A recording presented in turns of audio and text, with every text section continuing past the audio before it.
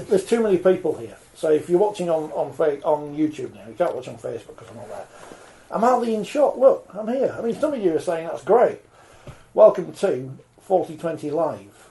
I also look massive because I'm closer to the camera. That's how these things work. It's like an issue of Father Ted, isn't it? It is. The further the cows are away. We're not going to talk about rugby league. No, we are. Because it's Tuesday. I keep meaning to hold into shot. But I'm going to hide because Phil, introduce everyone. Because you know everyone. If you've watched the draw already, you'll know what's going on. But Phil, what's going on? Well, we had the honour and the privilege of hosting European Championship D draw. Won't spoil it for you if you haven't seen it. Go on the European Rugby League social media feeds and see how excited we all were. But we're joined in the studio by Milan Mrtýnek, co-founder of Czech Rugby League. Great to see you. Remond Safi, who is regional manager for MEA, which is Middle East and Africa, yep. Which comes under the aegis of European Rugby League. Perhaps should be Northern Hemisphere.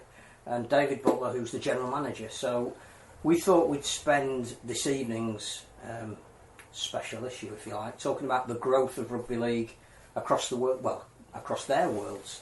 So I think we should start with just an overview with David. You've published your annual report recently. You've published or are about to publish and make public the strategy for the next 4 or 5 years. What sort of health is rugby league in throughout the European Rugby League regional remit? I would say it's in resurgent mode, Phil, really. You know, we've obviously had the best part of 18 months to 2 years where a lot of nations haven't been able to play because of COVID and restrictions and things like that, and that that's obviously meant that the game has waned a little bit in terms of profile and interest, and being able to add on to what you did last year. Well, people haven't been able to do anything for 2 years now, so I think there's a feeling of resurgence when we speak to the members. They're very excited to be returning to competition. So just this weekend, Germany came back with their Cooper Cup. We heard earlier about the Netherlands having a nines competition this year to get more game time into a compressed period. And every week we have a story from somewhere around the world that there's a final taking place or a new league is starting. So domestically things are coming back. From an international perspective, we've got the Euro D Championships that we've just done the draw, really good sales for in October. Prior to that, we've got Euro B as well, so that's 8 teams taking part in a competitive tournament in October. And then a number of nations are at high level talks now about staging bilateral friendlies instead of the World Cup, which is sadly being postponed until next year. So, and that's across men, women and wheelchair as well. So I won't say rude health, but when I come back at the end of November, I might do that. Getting back to health. Yeah. And I think it's safe to say, Remond, that one of the areas of growth, and we all appreciate, because we've all been involved in grassroots rugby league for a very long time, how hard it is to implant the sport where it doesn't have natural roots. But the African region that you're responsible for seems to be growing at an exponential rate at the moment. Yeah, no, you'd be surprised to how many expression of interest we have at the moment waiting to form a membership with us. There's about at least 5 to 6 African nations, 2 in the Middle East area, all waiting to become members of ours. So the growth has just skyrocketed since COVID, because they've all come down to lockdown. They said, right, they've seen some activities on social media with the Nigerians and the Ghanaians doing online courses. So they said, right, there's some activity happening in the league, so let's try and explore that. And a lot of the union organisations are sort of merging with the league now and trying to explore their opportunities with us. And Milan, you were saying earlier that it's the 15th anniversary of rugby league in the Czech Republic. You know how hard it is to start a sport from virtually nothing. But you must be extremely proud that 15 years is an anniversary well worth celebrating, that you've got to this point. I think so. It's just, as you say, Phil, it's hard to imagine at the very, very beginnings. But what drives you is simple. It's a passion and the right people, good people. That makes all the difference in the world. And that we are at this point here now, and meeting Malta. It's very exciting times, you know. Yes, it will be very challenging, but I'm sure Lydia Sinclair as a head coach and David Lahr, you know, on his right wing, plus the board, Lukáš Hergod and Ian Sellers, who's been doing a great job for many years now, you know, and everybody involved in the past, now, and hopefully many more in the future. Must be like bringing up a child. Yeah, Phil, absolutely. you know, Milan's seen this entity formed 15 years ago, and you know, it's just about to start its exams, and you know, in 5 years' time, it might leave home and go somewhere else. I mean, absolutely, but it never ends. It never ends. But it's going to Turkey, which is, I mean, again, we talked about this when we were doing the draw. It's exciting to take a group of young players and give them the experience of playing in a tournament. You yourself have hosted under-18 tournaments where nations have come into Prague and Beirut, and not only is it great to see them playing rugby league and having fun, but actually, as you mentioned, it's all about relationships. And so we can talk further about the events that you've hosted, but you now get the chance to take a group of young players to Bodrum. This is what we're all about. It is more than results in some respects. It is fantastic, you know, for the organisation, but for those individuals, no matter the age. Of course, every team has got a junior players, you know, and then expectations are always there, but how they will face that, let's call it opportunity, because you never know, you know, you learn, we learn every single day, and then these moments, these events, these matches can be life-changing experience, you know. Again, this is, with all humble, this is what we hope for, because then everybody needs to, if you stop, if you snooze, then you lose, you know, so you need to still be looking forward, and we'll do our best. You got a new tagline there. Yeah, snooze you lose. If you snooze, you lose. Yeah. You mentioned the World Cup. Obviously, I want to talk to you about potential qualification for 2025, but how much of a blow do you think it is that it isn't being played this year and it's designated? So you particularly would have been looking to the likes of Lebanon, who I know you're close to a lot of people there. Came up through obviously developing the game in Beirut and surrounding areas. Is it an opportunity lost, or do we just take a step back and say it actually gives us more time to prepare? I think it's an opportunity lost, because now we have to totally reset everything. Like all our international calendars were biennial, starting off for 2022. Now that's all just changed now because of the World Cup taking place. We were supposed to be looking at a qualifier in 2022. Now we're looking at, right, what do we do? Lebanon's in World Cup. Do we start without them? What happens if they don't get automatic qualifications? They need to qualify. And also you've got all these new members coming in, so you needed to put them in a system where they have an opportunity to go in that pathway. Now everything's all reset with all this. So it's impacted us all. I suppose the only good thing about 2025, that date is now established, that's not going to move. And you've been involved in the early stage discussions of France hosting that. Again, it could be a really important moment to have two competitions in the Northern Hemisphere, one after the other. The resurgence of France as a cornerstone European nation is built around this. A new president there who seems extremely proactive. Again, do you think it's too much of a blow? I know it brings the tournaments closer, or does it actually help maybe France in staging it? Probably a little bit of both, Phil. I mean, the reality is that it has gone back, and obviously, you know, whilst we're disappointed and it causes issues, you know, we've tucked in behind John Dutton and his team, and we have certainly reached out to John and said, whatever you need us to do to help, if you need anything, let us know. So, you know, that's the decision that's been made, and we do have to get on with that.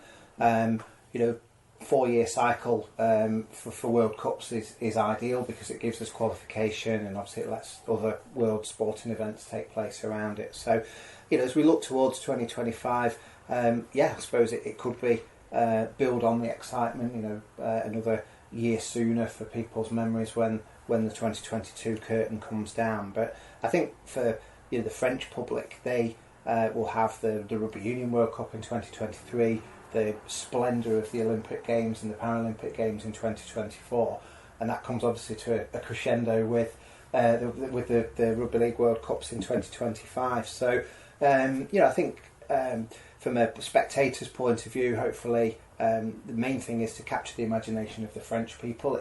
We're obviously assuming that the French are successful. I mean, no secrets here, but that's the only bid that we've heard about publicly.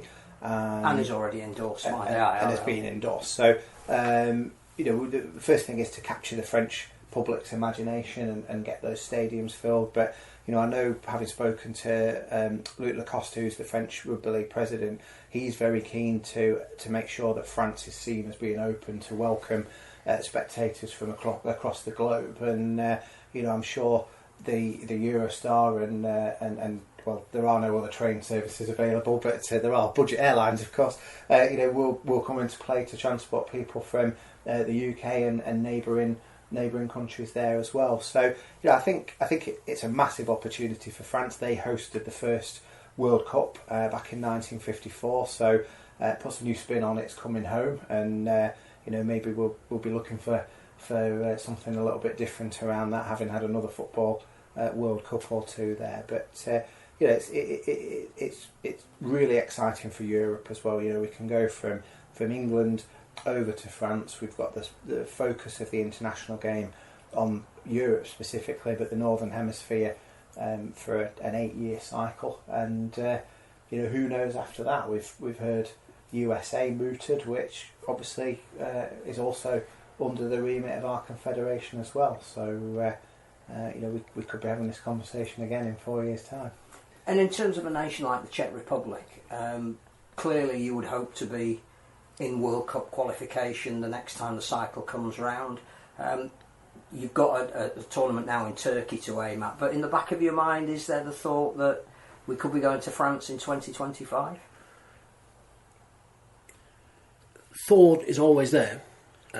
Dream is always there, but we have to respect reality.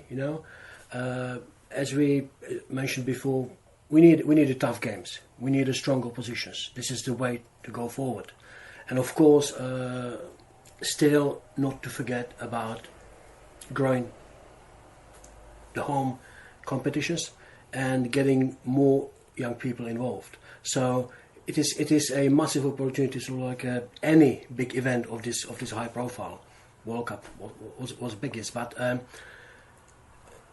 this would be we'll give it our shot. I'm guessing that even being in a match that could be termed a World Cup qualifier will immediately raise the profile in a nation like the Czech Republic. You mentioned to Remond the growth in Africa, but the Balkan region seems to be particularly fertile at the moment as well. So you mentioned you played Serbia, you played Poland, you've got a number of other nations, Montenegro, Moldova, that are talking about taking up the sport. It's a really exciting time for that part of Eastern Europe, it looks from the outside. It is. The Balkan regions, as you mentioned, and particularly with the leader in Serbia, they have been, making huge progress over the years. And so that is a good example to follow, of course.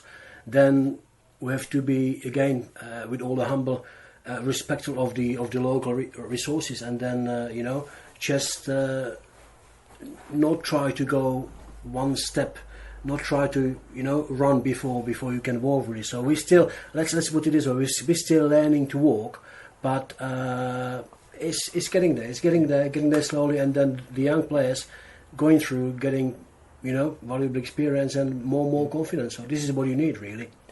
And we've got interest from neighbours around the Czech Republic. So Slovakia are making all the right noises about starting activity there. There's been some basic Club 9s activities. We've got Misa in Vienna in Austria that is desperately trying to start the federation there, and the beauty for those guys is Bratislava and Vienna are an hour's drive apart, so two clubs forming there can play a cross-border game. Poland, we've been discussing with the Polish Federation over the last week as well about how to restart activity there. Germany is obviously restarted there, so the neighbours are all, or the neighbours this side are all gearing up as well. So it just sort of, it's like one of those colouring maps, and the more of the gaps in the map that we can fill in, then the better it is for the nations that are playing. So it's great that the Czechs are travelling to Turkey, but they can also pick up full international games, one stop over the border as well, which obviously is cheaper and more efficient use of resource. I mean, the one thing we haven't spoken about, and Remond knows this as well, if not better than everybody, is sacrifice. Yeah. We sort of can talk almost glibly about nations are playing, but the story, for example, of the Cameroons and what they went through to play in an African Nations Cup. 3 days on a bus. Getting stopped, arrested. getting held up. Yeah. And again, perhaps we don't tell those stories enough. That we can sit here in a studio and wax lyrical about the World Cup in 2025, but there is somebody who is arranging on a stony field in an African nation to start the sport. What kind of resource do they need, and what can we give them? They need a lot of resource. First of all, they need grass. They play on stones. Like I was shocked when I went to Ethiopia and Cameroon. They were running around full tackles on dirt with stones. I said, this is dangerous. Well, don't worry, they're used to it. This is normal to them. If you give them grass, they wouldn't know how to walk on it. So they need a lot of resources. But we've been trying to provide them balls, jerseys, match officials' equipment, knowledge of the game, the rules of the game, how to coach the game, a lot of motivation. So we have to be creative with motivating these people, because you can see it in their eyes. They say, Jesus, how am I going to get people from A to B with no money? And they all rely on finances. So we have to get creative, try to get grants for them, reach out to the community to support them, find donors for them. So it is challenging for Africa, but the heart is there, and Africa is an untapped talent pool. Like, that was seeing some of these athletes, naturally built athletes. I ask them, "Have you been to a gym?" So I said, "What is that?" I said, "Well, how are you so muscly and fit?" They just run around all day carrying and lifting things for a living. So they're naturally fit people, but just some little bit of attention to, and you get some. Next 10 years, you'll be able to pick up some good players in England or in Australia. Well, I was going to say, there's almost a parallel here with Jamaica and what they're doing at the moment, that you can have players of heritage that play at a relatively high level, but it's that interaction between perhaps what's happening here and getting then players or resources back to their home nation. Is that starting to happen, do you think, in Africa? We're seeing some of it now. Like, if you look at Nigeria, it was based off an ex-professional, Adebisi. He went over there and teamed up with some of the people, expats that were in UK. They started off. He's tapping into the UK system, trying to get gear out them, materials. He rings up his old coaches, can you send us out coaching material? So there is that, you're seeing that. And now some of these nations have taken it one step further. They're trying to partner with the club to form academies. So there's at least 3 or 4 nations now in the MIA are in discussions with Super League clubs to form a partnership with them where they run academies and they have first choice of the players to bring back home. I think, again, we probably underestimate and undersell that element, that Rugby League is constantly talking about increasing the talent pool, and actually we probably do have them, but we just haven't tapped into them. Exactly.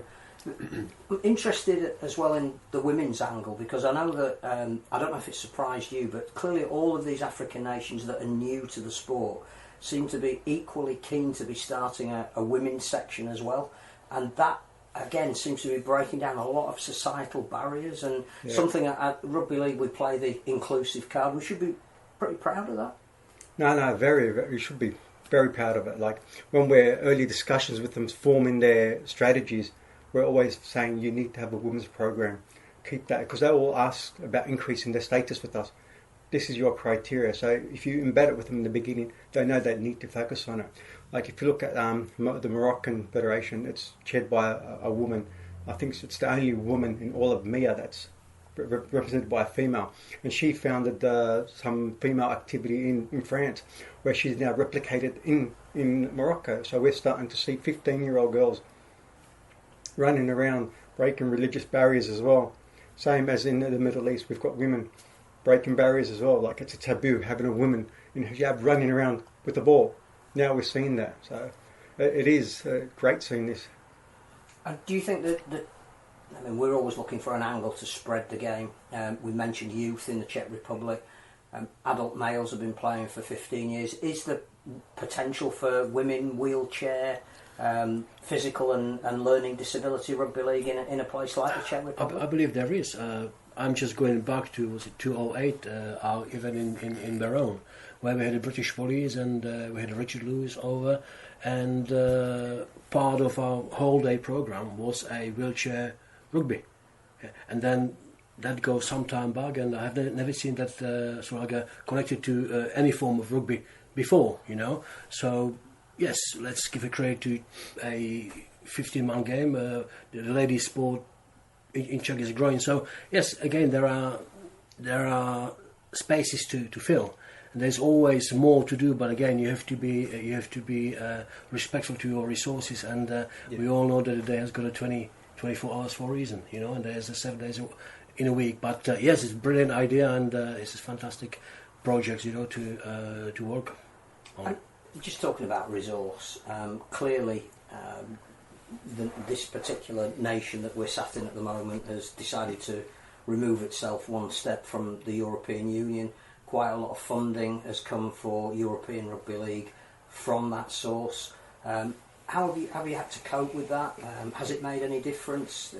Can you still tap into grants from the EU? Yes and no, Phil. So lots of questions there. Try and answer them all. Has it made any difference? Probably not, but that's probably because of COVID as well. So a lot of the grants that we have had in the past have obviously resulted in people travelling and being able to deliver education, but we've not been able to travel. So particularly, I know Ray and Martin Crick, who leads on our coach education, have gone on to Zoom. And Martin's, well, he says stranded in New Zealand at the moment. Yeah, he's stranded, yeah. He seems all right. Yeah, he's not making a lot of effort to get home either, if you're watching Martin. But, you know, they've gone online, and obviously, you know, managing resource, it's far cheaper and more efficient to be able to deliver via Zoom. Not quite as effective, and we need to step that up. So we've not really lost out in the last couple of years. I had a phone call actually this morning with an expert in European funding and other opportunities. So we are now, as an organisation, looking at how we can continue to be eligible for funding through the European Union.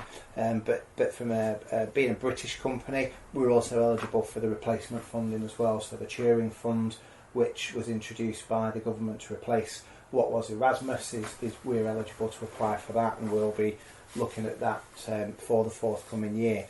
But our members that are within EU countries or are within the programme countries of the funds, so that the EU's identifies candidate countries, or places like Norway and Switzerland that have close ties to the EU, are also eligible for some of these grants and things. So I know Serbia recently had a €30,000 grant to be able to stage some activity there. So I think one of the things that we need to look at for our European members is how we work with them and advise them and encourage them to apply to run projects between themselves. And you know, it's obviously important that European Rugby League accesses that funding centrally, but we need to tool our, you know, give our members the tools to be able to do that as well. And you know, the thing that we you know, we have to think about as well is how do we then resource the Americas, and how do we resource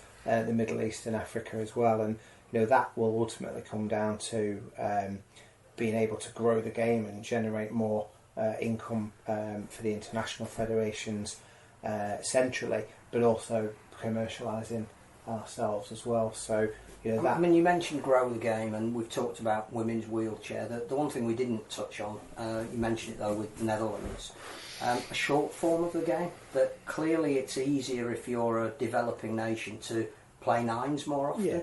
Yeah. I mean, Milan's probably the first person to ask about this. How important is having a short form of the game where less people are involved?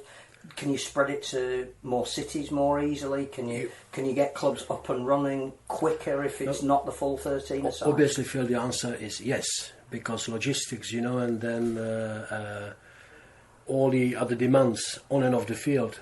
It's just a small. You just keep replicating and replicating, so you can go, you know, further. You can cover more of your territory.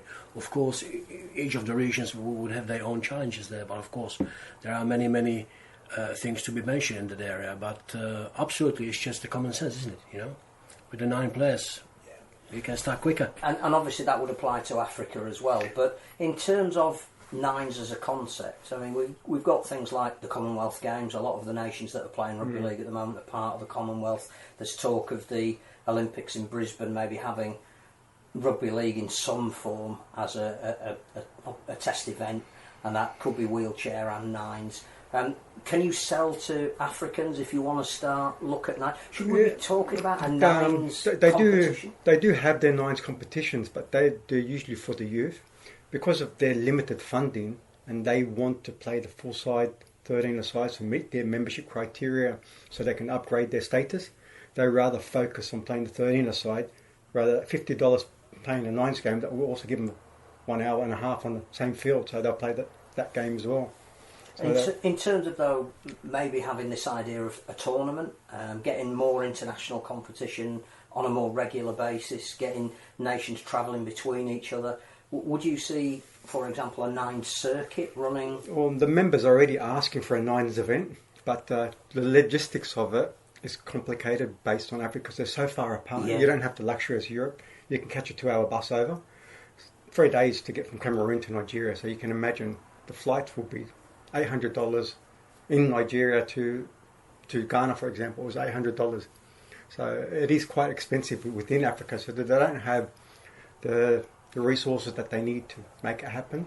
So this is where commercial comes in. So if we are able to get a main sponsor to cover the event, TV agreements for it, then it's game on. Well, again, talking about TV agreements, I know it's early stage of discussion, but it isn't exactly secret that perhaps European Rugby League would like a professional club tournament at some stage, which is saleable to a broadcaster if it can be pulled off. Clearly, a lot of money will be involved, a lot of logistics, but you can imagine Red Star playing Prague, maybe, Oslo playing Amsterdam. How realistic is it to think like that, bearing in mind that obviously the history of rugby league getting beyond Sheffield is not exactly a street paved with streets of gold? Well, it is realistic, Phil, because in all those places that you've just mentioned, there's a rugby league team, and as I tell people, there's also footprints on the moon, so anything is possible. We've done some exploratory work through our board into how that might be financed and what might be needed to be able to run such a competition. And obviously there's been lessons learned with the events of the last 2 years, because as we've seen, we already have cross-border competitions that involve the French and the English teams, and in Championship, obviously, with Toulouse travelling into England and Wales in those leagues as well. So, there are challenges that need to be overcome as well, but it's absolutely realistic, and we continue to plan. In terms of, you mentioned the board, this would probably be a fitting time to pay tribute to Maurice Watkins. Very sadly passed away last week. I know you two gentlemen are representing the ERL at his funeral this week. Just give us a little bit of an insight into how much of a mentor he was, how much of a guiding. I know that both of you have benefited from his experience. Well, don't tell any stories that we're going to have to edit out. No, we'll keep the stories offline. Well, I mean, from my point of view, I've worked for European Rugby League now for 8 months. So Maurice was my line manager, and very, obviously a very busy man. Lots of involvement in various sports and things on the go. So the thing, Maurice made time for everybody, but Maurice was a busy man. So and unfortunately for me in this role, I haven't had a chance to see Maurice face to face because of various restrictions and things. But a nice story, and there'll be other people within our organisation that will understand this, is Maurice always rang from a private number. So you never rang Maurice, Maurice always rang you. And the only time that I ever had phone calls from a private number, it was always Maurice, so I always knew it was him.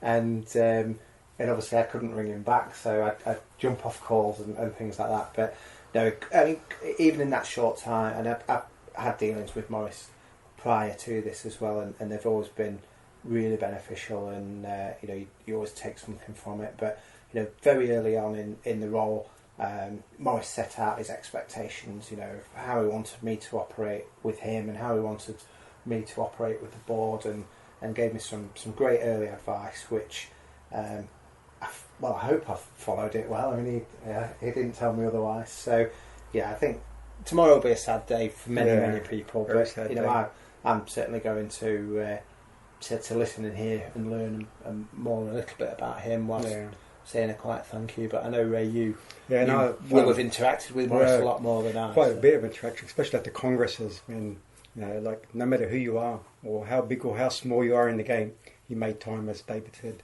Like I still just remember, like some of our members coming to complain to him, like he'll sit and listen to them, and he'll turn it into a positive for him rather than going back home with a negative. He'll give them sight and say, yes, don't worry, we'll get over this, we'll find a solution for you. So I do remember that, and that gave me sort of an insight of how to operate when no matter what they give you or whatever they throw at you, listen, you're a punching bag, then throw it back to them positively and say, how would you fix this problem?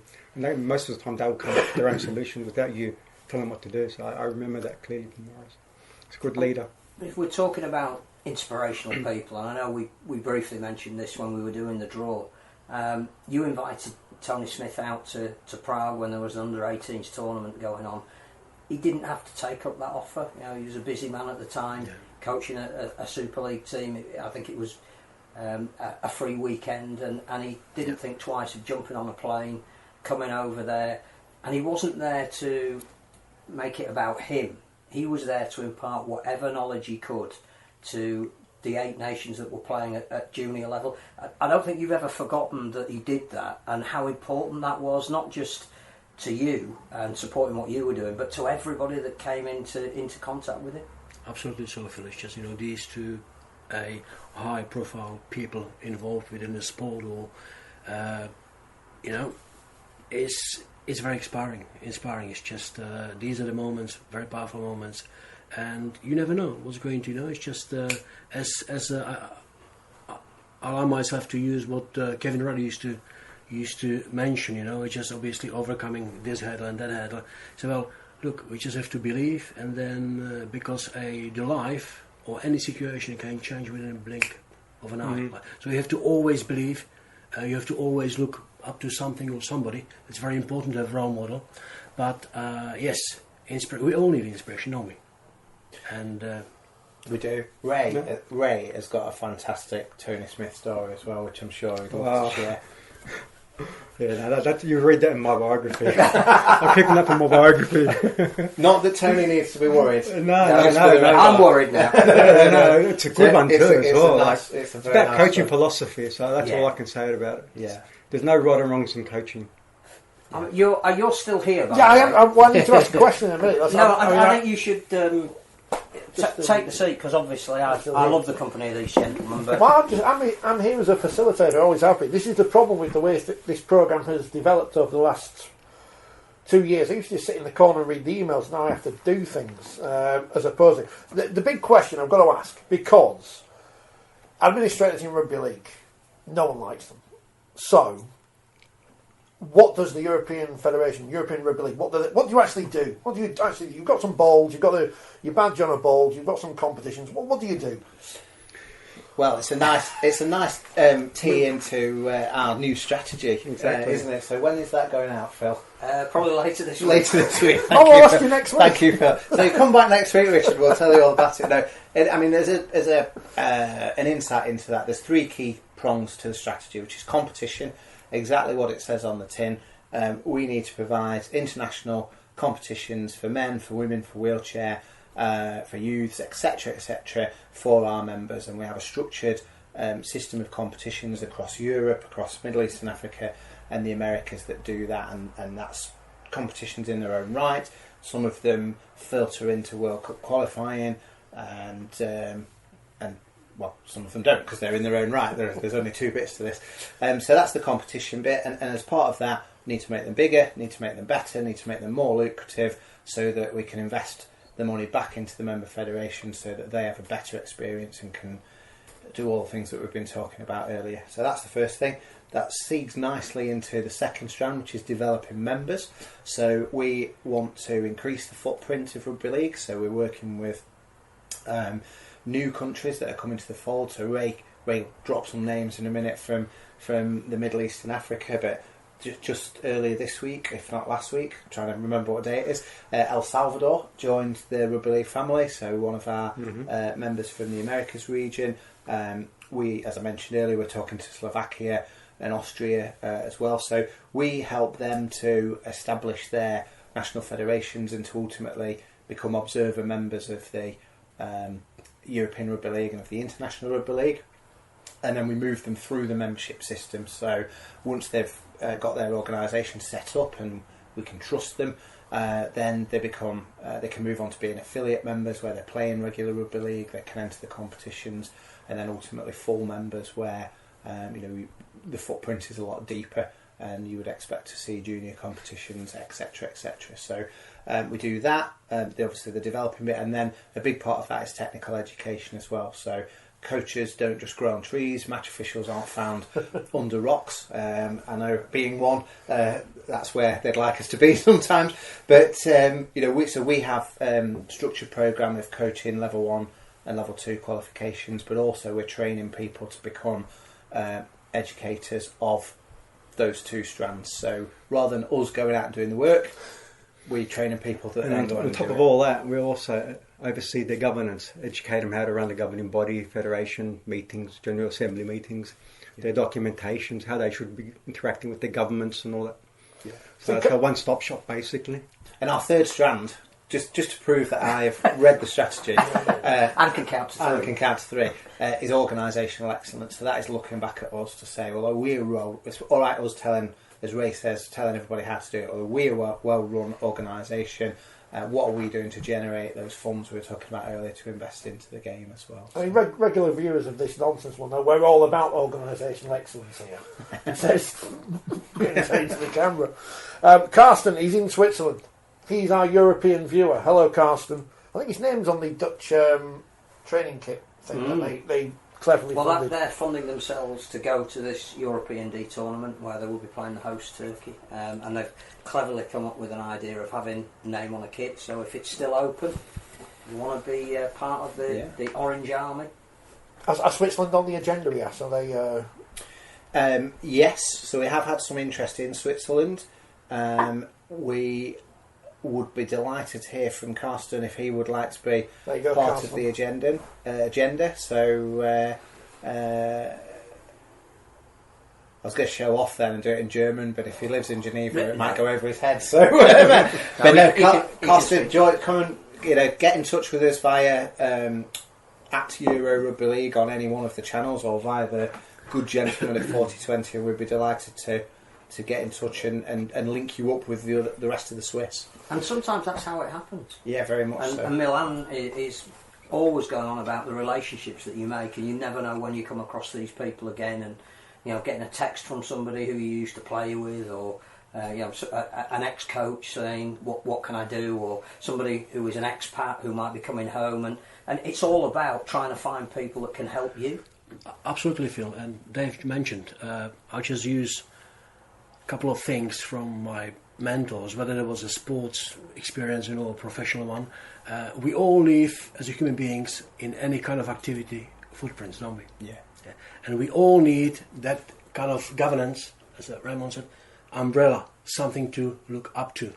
And then, of course, that when the communication comes into it, then you discuss what's possible, what's less possible, what our dreams are. And then, of course, if we're transparent and believe into the one target, then we can move things forward. So it is very important to have, those three elements involved. And without communication, any relation gets rusty. That's the nature of the things, isn't it? So we're all human beings. Nothing is perfect. We all need to keep working hard and try to improve wherever possible. Yeah. So Carsten, get involved. Great example, Andy Hay, former Great Britain international, Leeds, Castleford, Sheffield, Challenge Cup winner. Widnes, Challenge Great Cup Britain winner, International. Great Britain International, etc., etc. Lost his Yorkshire accent. Sent me a message on LinkedIn. Hi David, good to catch up. We've briefly worked together in the past. Rugby League in Germany. Can you make an introduction? So I introduced Andy to Bob Doughton, who is the president of German Rugby League. Bob has been living in Germany now for a long time and hasn't had a hooky Sky Sports box on the side of his house, so hasn't been able to watch Super League. It's not on YouTube these days. And I said to him, a guy called Andy Hay, former professional player, has been in touch. He's in Germany. He'd like to get involved. Who's he then? So I summarised Andy's CV in a little bit more detail for Bob, and Bob, has been in touch with Andy, and last week Andy was unveiled as their new performance director, and he's doing a great job, from what I gather there as well. So sometimes it is as simple as who you know, as we know in life. So, Oh, Yes. how do you think this programme happened? Yeah. I think Carson does support Germany from Switzerland. Because he came up, he's got one of those Leeds in Crisis T-shirts. He's one of our... Just because of the result yesterday. Don't mention it. Well, it's a European special. Yeah. Wakefield doesn't count. Does North Korea come under Europe? No, that is the Asia Pacific Rugby League Confederation. So we'll happily supply their details at the end of the show. This is the founder of Pyongyang. Pyongyang Pylons. No, the Pylons of Pyongyang, because we got under copyright to the previous name. But I think it's important, isn't it, that governance does exist and you do look after things, because all too many times we see things pop up from nowhere and then everyone gets excited and then fizzle out. And that must be hard for everyone who does actually have real plans to develop things because of the bad intentions of people in the past. Yeah, I mean, I talk about scorched earth, and somebody comes along, does a bad job, and the earth is scorched and nobody can plant seeds again for 3 or 4 years because of the mess that it's been left in. And there's probably not any recent examples of that, but I mean, Georgia. yeah, we had a chat with some Georgians the other week, but I don't know the history there, so It involves a revolver on the table for negotiation. right, okay. Well, I'm told, allegedly. Yeah, no, I saw something on the media about it, but how true is it? yeah, but it's we see it. This isn't unique to international rugby league or rugby league. It happens in sport. People come along with grand ideas. I'm going to be the next, world leader in whatever it is, and don't have the money, don't have the resource, don't have the idea, and spoil it for often genuine people who can, who can come in and do a good job. So. Seen a few of those come through us. I mean, look, again, the elephant in the room, and it applies, I think, as much to Africa as it does to anywhere, is rugby union. I mean, again, it's a strange world we live in where two sports have a very similar name, but a historical antipathy towards each other. How hard is it on a regular basis to get nations up and running when obstacles might be put in their way that wouldn't be to another sport? It is very difficult in Africa because of the environment they're in. They open up to certain things that we wouldn't do in Europe. So you're easily suppressed with an envelope. So a lot of our members are now, especially the expression of interest ones, they've been waiting for 18 months to get their certificate, which has been suppressed. One member took the government to court and they won to have their own entity. Now they've got that, so they're going for the final stages of completing the paperwork with us. But it is difficult in that region, especially where you get letters saying you're going to be issued with this, and the rugby union say, no, you need to be independent, but the government are still being suppressed somehow, some form by rugby union. Would changing the name help, or would it just cause the same? I think it's the same because it's the ball. League is a faster, better game for the male, and rugby union know that, and they are losing their players to it. That's good to hear. But it's like when we speak to people from Toronto, they don't understand the history, so they don't understand why there's the issues. But all good fun. Yeah. But wheelchair rugby league is much better than wheelchair rugby, which bears no relevance to rugby at all, as we discussed before. But We're just going to nod to that, definitely. I couldn't believe I put the Paralympics on this morning. Leeds Rhinos wheelchair basketball team round. Get everywhere. Get everywhere. There's no teams in the Czech Republic called the Rhinos, are there? No. There was a Prague Rhinos, I believe, but then obviously things change over the years, and that goes back more than a decade now. So, I mean, I think the fascinating thing that well, Ray said a lot of fascinating things, but one of the ones that I think struck a chord was that some Super League clubs can see the value of setting up academies to get that first choice of talent. We were on a call this morning with Ken Davey, who is saying that there needs to be significant change. It didn't actually say what that would be. But do you think any development plan should include Europe? That it would be relatively easy and for a quite small amount of money to see a Super League presence in developing nations, be they Africa, be they Europe, be they the Americas. I know the Ukraine have tried that. They've got some team names with those suffixes on them, but for a very small investment, even if money is incredibly tight, should we be linking things up a little bit more, do you think? Well, I think we should be, because from a commercial perspective, these clubs are broadening their brand. Look at the football. You know, you could be a Manchester United fan in New Zealand buying their gear. So it's a commercial impact to the club, but that could be also used to distribute to that nation that they partner with, expanding the game, creating these academies, opening the borders for the game, basically. So in somewhere like the Czech Republic, for example, if you were to be able to do a deal with Super League as an entity, and would you be prepared to necessarily change the names of your teams to incorporate a Wildcat, which don't exist anymore, I know, but a Giant or whatever it might be? Leeds Mad Squirrels is not a bad name. I mean. Well, the way they played yesterday, there were a few on the pitch. they can bite hard, can't they? Yeah. But do you think that would be a benefit to you Phil, if you could have access to those kind of names, even if it was, you know, they give you coaching resource and you promote their brand? Phil, brilliant idea. As every idea, in my view, deserves a respect and attention. To be fair, in the very, very beginning, we had a support from those teams. I remember, again, the mentioned Prague Rhinos. They had a kit from Leeds Rhinos.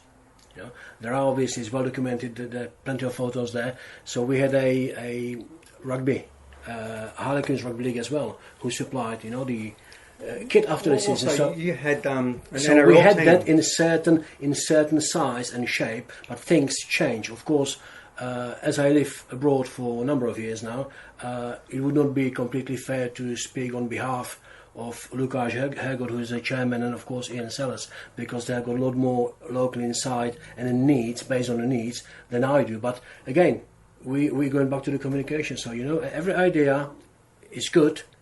When you start talking about it, it's another step, and then we'll see, what can be done. Simple as that. Like I remember the South Sydney Rabbitohs from the NRL went out. The chairman went That's out. another to, one, of course. Yeah, Shane Richardson. He went out to Czech Republic. that's did right. a month That's right. of development work there, and also you see this in Africa, like Nigeria. I think their Lagos teams, 5 of them are linked to names here, and their colours. So they've already started to create this through ADE.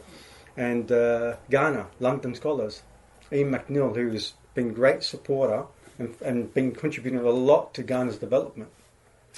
Raymond, if I may, so we have got a Roosters in Mikulov, don't we? Which is a nice part of country. It's wine regions, so all these names are there. Yeah. Tell Trent Robinson, if it's a wine region, he'll be there. If you look at the football clubs, the huge football clubs, Manchester City, Manchester City and We've all Manchester. got associated teams. There's a team in New York. There's a team in. And I'm not saying we're at that level, but it's worthy of discussion if we're talking change and growing the game. You can't grow the game in one part and not have a strategy to grow it in all What's parts. the population of? I probably should know this, Omar, but what's the population of the Middle East and Africa, the USA, Canada, Jamaica, and all of Europe? It's a lot. It's not a bad fishing ground. It's a lot. Yeah, very big. So you could be the envoy for Wakefield. Well, Setting up teams throughout the Northern Hemisphere. That involved leaving Wakefield though. So we'll get Jane McDonald in instead. She's our. Though she's always cruising somewhere. She is. Too much positive. Again, this is another one of these positive programs where there's not much negativity around. I don't know, especially because at the moment over here, Super League, Championship, League One, we don't know what's going to happen in the future, or what we do, but we don't. And we're talking about getting rid of clubs, which seems like a backwards way of keeping the sport going. But what do I know? But this is like growing the game. And well, I think the exciting thing, even if you're talking about Super League and the Championship at the moment, is if Castellan Dragons win on Saturday at Magic Weekend, they win the League Leader Shield for the first time in their history. They are almost, if not, because nobody's quite sure how the mathematics works, guaranteed a home playoff for the first time. Toulouse have been told that they can have their playoffs at home and they're going to be on Sky. So, I mean, can you tap into all of that? I know it's only 2 teams in a professional competition, but can European Rugby League trade off the back of that? Well, it's a nice soundbite, isn't it? You know, two French teams winning the English top 2 divisions. I'm not saying they're going to win it, but well, they're going to be highly, well, you did. they're going to be highly prominent. As, but I think that helps the game in France, and that puts a spotlight on the opportunity of the French game, and what we talked about earlier in the conversation about the opportunity for the World Cup. You know, people want to go out and watch winning teams. They want to get behind a team that they can celebrate with, and you know, winning the league in both of those leagues, it bodes well then for a strong national team performance when those games come around as well. So, you know, if I was pitching to the French government to host a World Cup in a few years' time, I would certainly be mentioning that, you know, French teams were the top teams in in the European Super League. And you've got a club in France like Montpellier who are looking to open up links with Africa. They've got a Cameroon now. French-African conference going on in the city. They've invited Cameroon to come and play rugby league as part of that. Again, it can only help, I would have thought. Of course it helps. It just opens up and gives you more awareness. The governments are aware of you. There is a sport called rugby league, and it's in these African countries. It's this. It's diversified. What would be the training facilities in Prague, for example? I know I mentioned Prague, and there's a lot of other lovely places in the Czech Republic, and some of whom play great rugby league. But I'm just thinking again that clubs are always looking for a pre-season training base. Now I know that in January you need an indoor one in Prague, but certainly.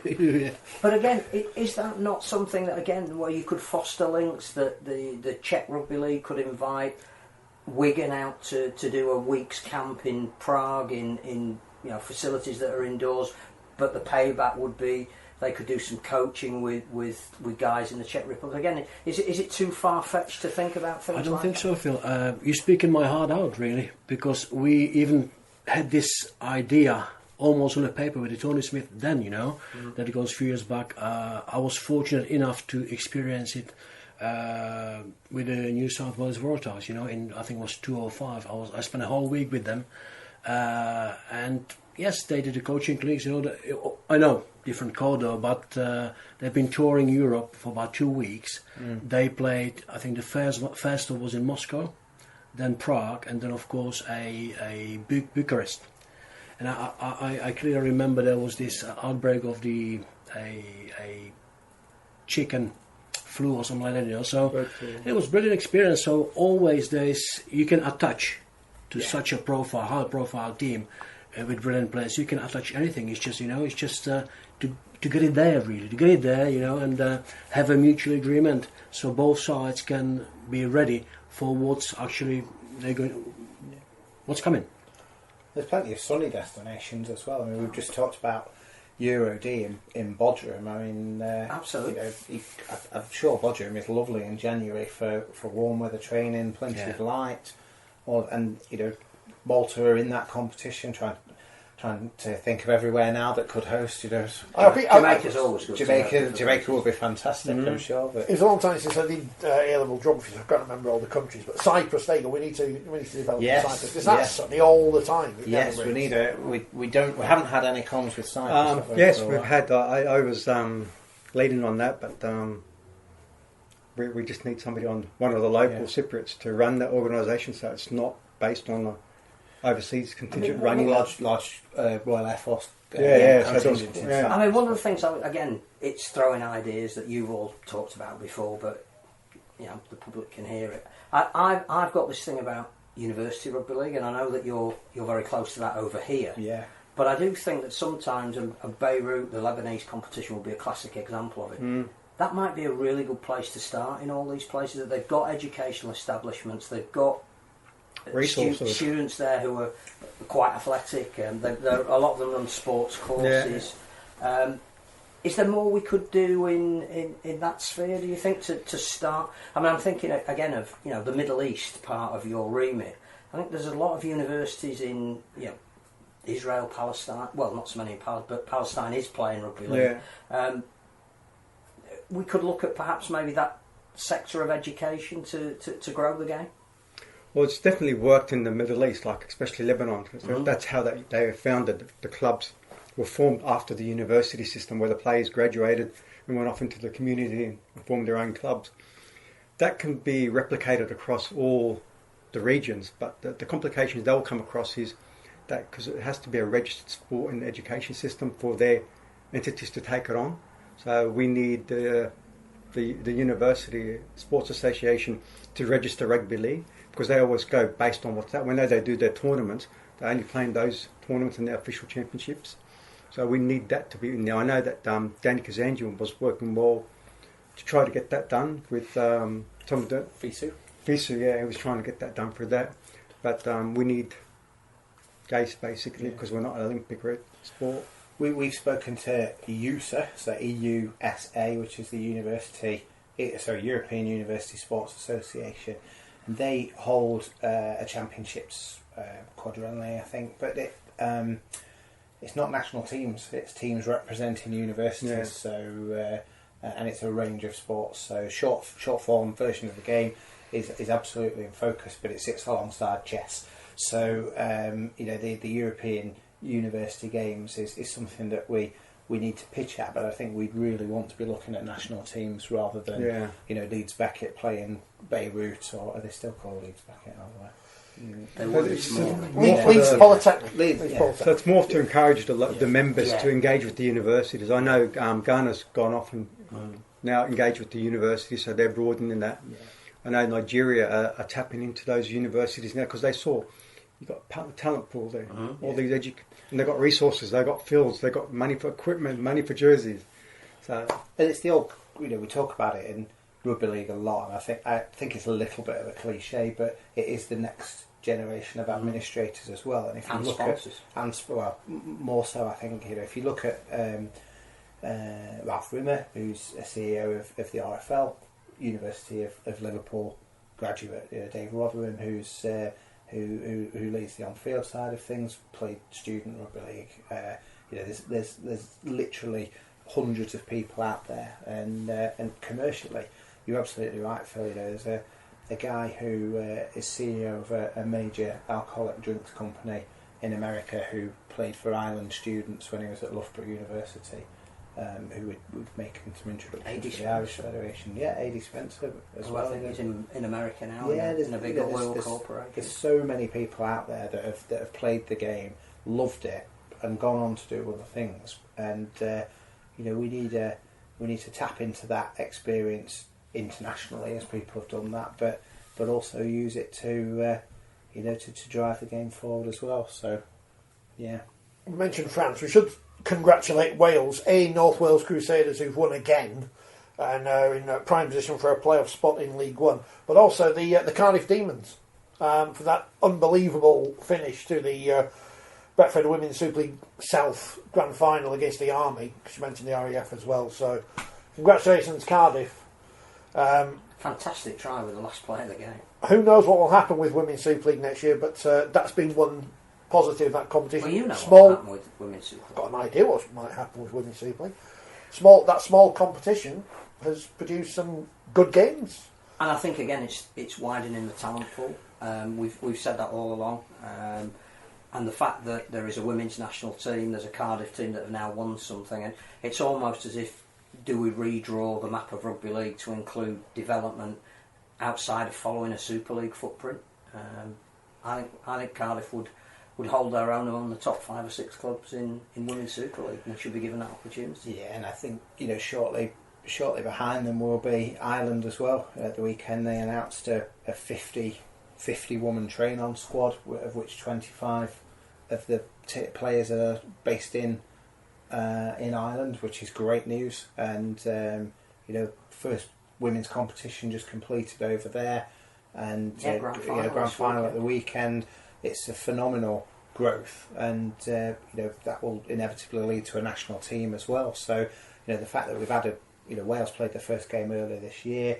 Hopefully that we'll see some more of those. We know that Ireland are wanting to play a fixture. Scotland have also been training under the watchful eye of Andrew Dobson, who I know very well as well. So professionally, obviously. We don't start rumours. No rumours. So and then obviously Italy have played previously. Serbia, Turkey have all played. Lebanon have played. We know that there's a massive interest there to capitalise on. So they're good to see Cardiff. Lebanon, Italy were the first women's internationals for European Federation. One thing I did need to ask. Next time you're on the phone to the International Rugby League people, our man, Mr. Schofield, retrospectively got his golden boot, didn't he? Someone from that game last year between the Netherlands and Germany needs to be awarded the golden boot for 2020. Well, it's funny you should say that, because I was having a quip conversation with somebody the other day and said, well, the golden boot in 2000 can only go to a Dutchman or a German. We will need to wait and see on that. But I mean, I think there's a golden boot for the player and a golden medal for one of the administrators for that game. And we heard earlier, didn't we, from Kane, that 4 venue moves, and I think potentially in favour of the Germans, because it moved closer and closer and closer to the German border, and handily Czech referee Yarda, who drove over as well, just taking a few minutes off his drive as well across there. So we'll take up the baton for you with that one, Richard. This is kind of the important question. That's why I'm sat here. I mean, the other important question is, what is the check for get them on side? Because that means you are an official delegation. Or forward, yeah. I'm not trying with you. Traditionally, at a rugby league game in this country, there are, let's pick a game last week, Hull Kings Rovers versus Wakefield, 6,439 people there, all of them are referees. And all of them will play. Rules. Yeah. Laws. I mean, Hull KR, they've got that really loud, shouty woman as well. The Hull KR Screecher, I believe she's called. Everyone in the crowd, always, 2 things they shout. As Phil says, forward, even when it's not, especially in front of the south stand. Get them on side. They're all always offside. I agree with you. That I think that comes anyway with any sport, and that's why you have got a players, and you have got you pay for your ticket, so you can express your opinion. I think it's just human nature. Even if it's wrong. Yes, but we only. I'll tell you what I did like, and again, social media can be a beauty or a beast. Sam Tompkins actually put out a tweet today praising the refereeing performance of Aaron Moore in their fixture yesterday against Lee. We need more players who are prepared to praise referees rather than slaughter them. Next time Catalans are refereed by Aaron Moore, you know what supporters are going to say if any decisions go the other way now. No, but it was great to see. I mean, we know. It was great to see. He was good. I also have to say that we saw a great game last night, probably the best game of the season. I know we're not here to talk about necessarily domestic rugby league. Because you don't want to talk. I know. Because I don't want to talk about it. But the Saints-Warrington game was superb, but one of the reasons it was so good was because Liam Moore was absolutely brilliant in the way that he refereed it. He allowed the teams to play. Former guest of this programme. I think sometimes the best games are when you don't remember the referee. Well, I think we saw a wheelchair final the other day with a referee who I can't remember. A touchline referee. Well, it's been known. Are you off to Magic Weekend, Phil? Yeah, it's a very good point, because at the same time that Leeds are playing Hull on Saturday night, we mentioned this Leeds are promoting that Josh Warrington is fighting at their stadium. And I'm sort of torn as to whether to go and watch a one and only boxing event in a stadium that is going to have 20,000 people and a different sort of atmosphere to rugby league, and try and record that, or go up to Newcastle. You can either see history or Leeds versus Hull, and I've seen Hull. They're not very good. Well, it's a different form of Warrington at Headingley as well, so again, it's quite a nice angle. So at the moment, planning to be there for at least part of it, but again, I just think no coordination there. If you can bring me back a programme, that'd be nice. That's all. Because I'm not going. Because I'm going to say if you could bring me back some chips. No, because we're not going. Going to the chicken. The chicken cottage. No, people are going to listen. Because I'm going to be at Bellevue, where Huddersfield Giants host Wakefield Trinity. Don't ask. In the Women's Super League Shield. And aren't they playing each other up at Newcastle? Yeah, at the same time. Yeah, at the same time. Like when Wakefield played Warrington the other week, but it will be my last chance to see Wakefield women play this year. So. Without a couple of their better players? Well, about a couple of their younger players, yeah. I think it's... I'm not saying it. I think it would be fair to say for a lot of people across Women's Super League, they'll be glad when this season's over. Probably those who are not involved in the top thing, but... I know we're not talking about the men's game. Well, I think the fans are more interested in this weekend's Origin Series in Ghana. The Safi 13s versus the Gila McNeils. Is that named after you? Yeah. Are you favourites? Are you underdogs? Would you like to sit next to Mr. Safi? Are you underdogs? Are you confident? I'm confident Have the you boys selected the team? No, I've got no involvement in the teams whatsoever. I've just got the naming rights, that's it. Yeah, no, they've done really well. I think Andy Galvari's going out to oversee their series and form a national team training camp for them. Brilliant. Yeah, no, but... See, now I don't even want to go to Newcastle. No, you should be going out to Ghana. That's the I action. was thinking about renaming the North Leeds Leopards to the North Leeds Kaplan. That's what we're going to do. What, you mean they're not already? No, but that's like...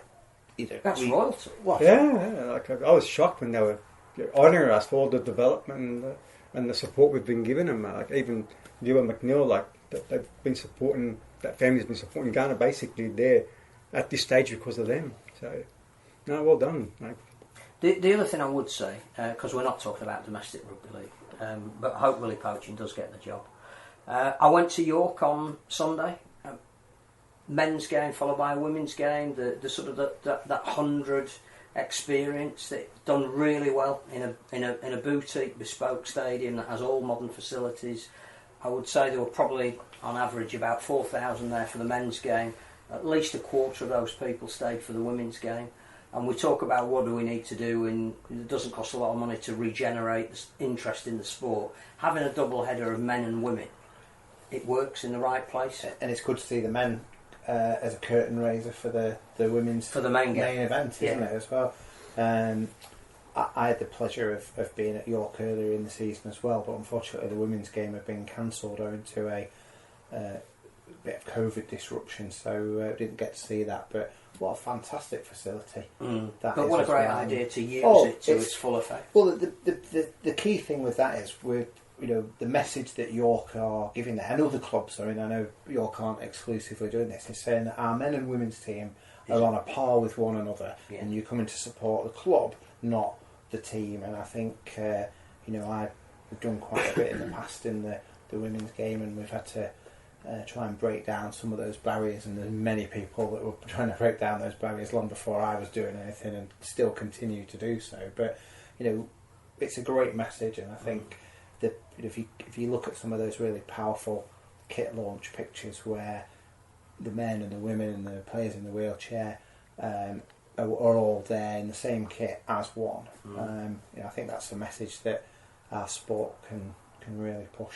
And looking at the World Cup as well, 3 World Cups, the most inclusive World Cup ever. There's a lot that we can be very proud of there as well. So find a negative in that. I get blamed for the negativity. That's not fair, is it? I was thinking Phil having that great weekend of going to York on Sunday and then Bellevue on the Monday. It was a nice contrast. Yeah. You love the Rocket. It's lovely. Yeah, the Wi-Fi worked. Is it? I've still got the code from when I worked there. That's the only reason I ever get it when I go there. They'll change the password now. They won't be watching. Have we got anything else to the say? Only other I thing feel very positive. I think we've been privileged to join by 3 and people. I should say thank you for trusting us with the draw, really, because other rugby league organisations in the past have not trusted us to do draws. So we feel very very honoured. I think the other thing is we've done some programmes recently with people that we could genuinely term pioneers throughout the globe as well. So yeah. I think the pioneering end of things is definitely with these two. But we've had people like Rob Bergin on, and I think it's just important to tell as many people as you can. It's the word we used earlier about sacrifice, what people go through to establish the sport, what Milan did in the Czech Republic. Again, trying to spread seeds where there weren't any before. Fantastic. What Remond's been doing virtually all his life. 20 years, 21 years now. Yeah. And he's only 25. Spreading the word of rugby league. I don't think you can hear from these people enough, so I'm very grateful to have them on the podcast. I think the only other thing I'd like to mention is Rob Burrows' book. Got to number 1 in the Sunday Times bestseller list this week, which has never happened before. We think about 10,000 copies sold. The original print run sold out. Some amazing comments by people who don't normally come across rugby league about how inspiring the story is, and clearly if it wasn't as beautifully written as it is, it wouldn't get those sort of reviews. So first and foremost, it's a great book. And it's in about 3 parts. It's part rugby career, it's part what he's going through now, and it's part love story. So to break down so many barriers with a book is absolutely massive. And if you haven't got it on your Christmas list yet, put it on. You won't be disappointed. But it's massive for the sport. I hope as a sport we can help Rob a little bit further by, if you like, trading off the back of it. So that is a big story for rugby league that I'm not sure rugby league at the moment realises how big that actually is. Without doubt, yes. And I think even Milan was saying earlier that you don't need to know Rob. We've seen enough of him now to know that his story is the best of rugby league, and the friendship that he's had with people like Kevin Sinfield and even Doddy Weir, Stephen Darby. Absolutely. Wherever you are in the world, that resonates. And out of Rob's adversity, we've seen some of the best of people in the game, haven't we? And we love 80 minutes a week to bawl and shout at our opposition, and then again, waxing lyrical about the game, but we know how to come together when it counts, don't we? And I think there's a direct link with what these guys do on the ground, spreading the game, and what Rob's trying to do with awareness of MND. And if we can link all that together, then we'll just be so much stronger. Yeah. Great touch by Alan Shearer as well. Yeah, fantastic. Yeah. And not only that, but genuine. Not only did he go and visit Rob, but to tweet out that he had and have his picture taken and say such complimentary things about his family. That's genuine. Yeah, and it's not. There's no PR. It's not for his own ego. No. It's to spotlight. It's a humanity. Exactly. Yeah. Very powerful. Yeah. Very powerful. Yeah. We're done. We'll be back next Monday after Magic Weekend, which Phil might not be going to. I'm not going to. So that'll be good. I'll be there. You'll be there. Well, you can tell us all about the Catalans winning the League Leaders Shield. They may not on the way St Helens play. Well, they may not, but they'll celebrate it more than Saints did the first time, though. So that's good. I'd hope so, anyway. And Leeds relegation party against Hull Kingston Rovers. Well, again, if what was said today by Ken Davey that the games now that have been lost to COVID will not be rearranged, then mathematically Lee were relegated by that statement. Get the ARP on next time in the league table. Gentlemen, thank you for your time. Thank you for having us. We'll be back next Monday then, probably, because I don't think anything else is going on. So thanks for watching. Let's see if I can put a thing on at the end, a little graphic, because I've been learning to do things today. No, I don't want to do the live draw because we've already done that. We're doing that again. Yeah, we've done that. That'll do. Right, thank you very much for watching, and we'll see you next week.